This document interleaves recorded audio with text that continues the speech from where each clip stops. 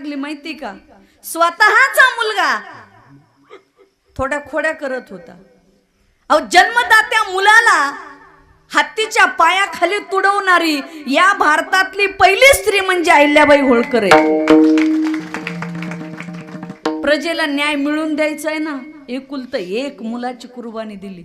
याला म्हणतात राजा.